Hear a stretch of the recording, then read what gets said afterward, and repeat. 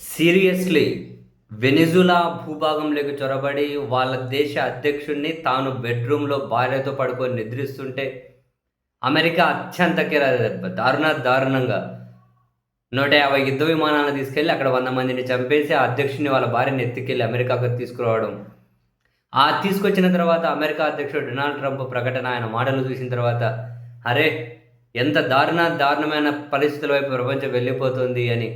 ఎంత దుర్మార్గానికి అసలు ఈ వీడియోకి హెడ్డింగ్ ఏమని పెట్టాలో, తమ్మనేలు ఏం పెట్టాలో కూడా అర్థం కాలేదు సీరియస్లీ. మీరైతే ఏం పెడతారో చూద్దాం, తెలుసుకుందాం అని చెప్పి అనిపించింది.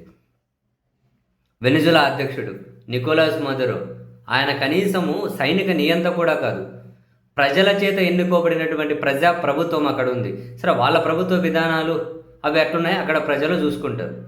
తనని ఎత్తుకెళ్ళి రాత్రికి తీసుకెళ్ళి అమెరికాకి తీసుకెళ్ళిపోయిన తర్వాత దుర్మార్గంగా 150 యుద్ధ విమానాలను వేసుకొని పోయి, డొనాల్డ్ ట్రంప్ అమెరికా అధ్యక్షుడి ప్రకటన చూశారా? వెనిజులాలో ఉన్న చమురు నిల్వల్లోకి మా కంపెనీలు వెళ్తాయి. అసలు ఎక్కడ దాచిపెట్టుకోలే. వెనిజులాలో చమురు నిల్వలు మొత్తం ప్రపంచంలో ఉన్న చమురు నిక్షేపాలలో ఐదో వంతు వెనిజులాలోనే ఉంటాయి.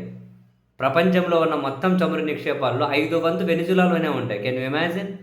అమెరికా దగ్గర ఉన్నటువంటి 80 బిలియన్ బ్యారెల్ల చమురు నిక్షేపాలు ఉంటే 80 బిలియన్ బ్యారెల్ల చమురు నిల్వల్లో సరిపోయేటివి.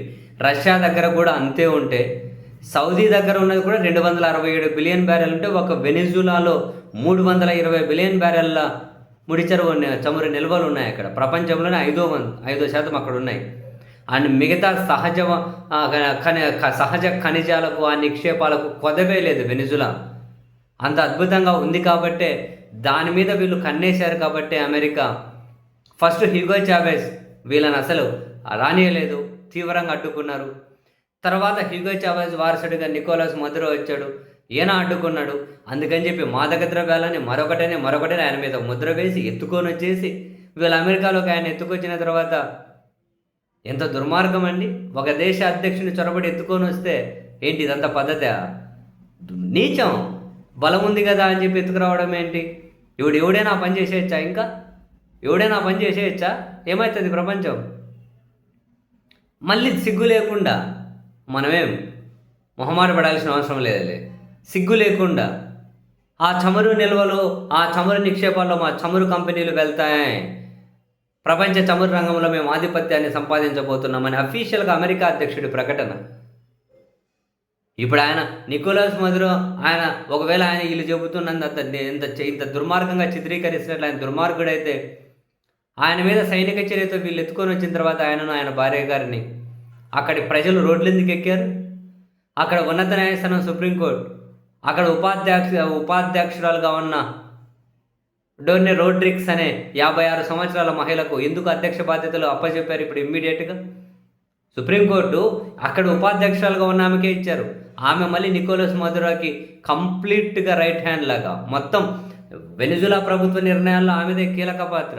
2018 నుంచి ఉపాధ్యక్షులు ఆమె, 2024లో చమురు శాఖ అదనంగా ఆమెకే ఇచ్చారు.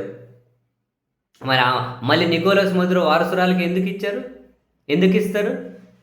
మళ్ళీ ట్రంప్ అంటూ ఉన్నారు, కొత్తగా అధ్యక్షురాలైనటువంటి ఆ రోడ్రిక్స్ వింటాదిలే మా మాట, నేను ఫోన్ చేసి మాట్లాడినా, మీరు ఏమడిగితే అది ఇచ్చేస్తానని చెప్పింది, చమురు నిక్షేపాలు ఇవ్వాలి మా చమురు కంపెనీలకు, సో ఇస్తారులే ఆవిడని చెప్తున్నారు. ఎంత బరితెగింపు! అక్కడ చమురు నిక్షేపాలు, అక్కడ ముడి చమురు